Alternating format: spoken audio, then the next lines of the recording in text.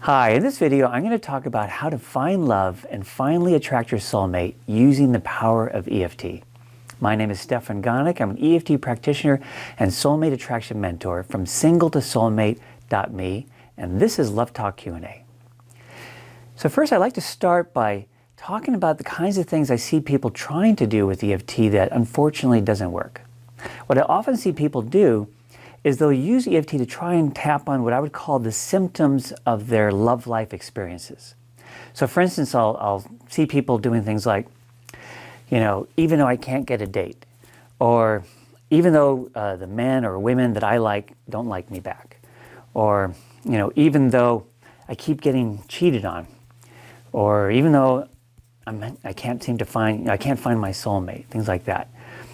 So I see that a lot. People lots of times will even email me saying, is this phrase right? Is this going to work for me?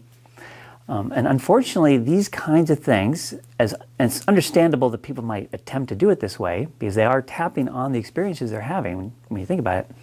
Unfortunately, that method doesn't work. Because what's really going on is that if we're having a hard time finding our soulmate, there's going to be deep emotional blocks that are the real reason, the source of our difficulty in finding our soulmate, right? This kind of generalized tapping is very superficial.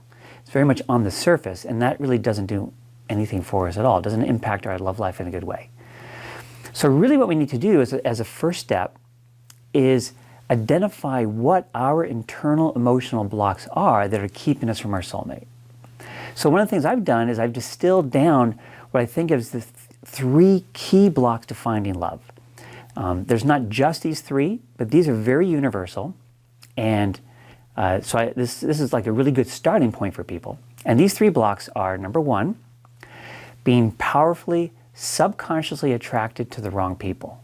So that example I gave of, even though I keep getting cheated on, that's an example of that, is I'm getting attracted to people with some negative trait that causes some kind of really painful experiences in my relationships. So these are very much non-soulmate experiences, right? So getting cheated on a lot, that'd be an example of that.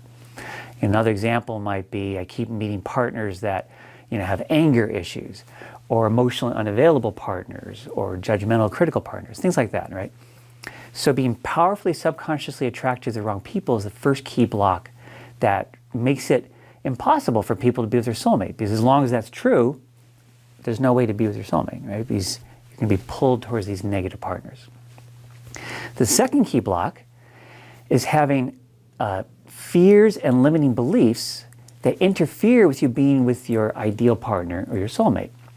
See, lots of times when people think about all the things they're looking for in their ideal partner, I even encourage people to make a list of those things. So you have this sort of what I call a partner vision, all these things I'm looking for. As people imagine being with something like that, all of a sudden they'll run into all these fears about whether or not it's possible, and fears around intimacy and all this stuff. And also they run into limiting beliefs, like things like, I'm not good enough for this person's so amazing, there's no way that person can be attracted or into me. Things like that. And these are kinds of things that then block us from being able to be with our ideal partner if we were to meet that person, right? We'd get so, by having these fears and limiting beliefs, we're going to feel very intimidated and insecure and things like that. And it's going to make it very hard to actually get together with that person. So that's the second key block.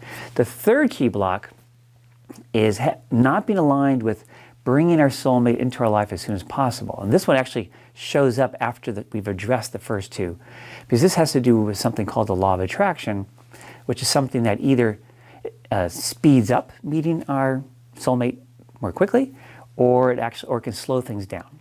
So not understanding how this works, knowing how to use it in the right way, is a third block that shows up more at kind of the end of the process.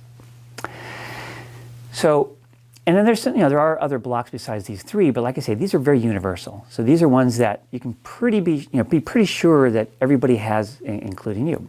So you need to address each one of these blocks, and if you want to be able to clear them out so you can actually be with your soulmate.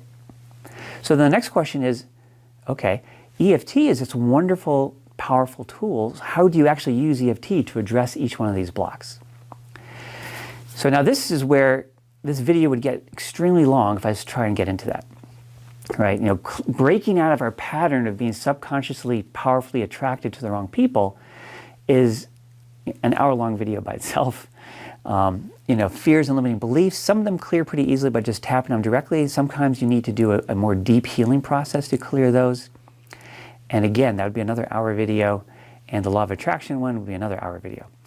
So that's not going to be practical for me to do right now. So instead, what I encourage you to do is go to my website at singletosoulmate.me and sign up for my free mini course, which is a very meaty mini course. It's not some very light and fluffy thing that will go into much more depth about each one of these 3 blocks, and I was able to do in just a few minutes here, as well as help you understand what it really takes to use EFT to heal these blocks at a deep level so that you can finally break free, clear them all out of the way, and ultimately be with your soulmate.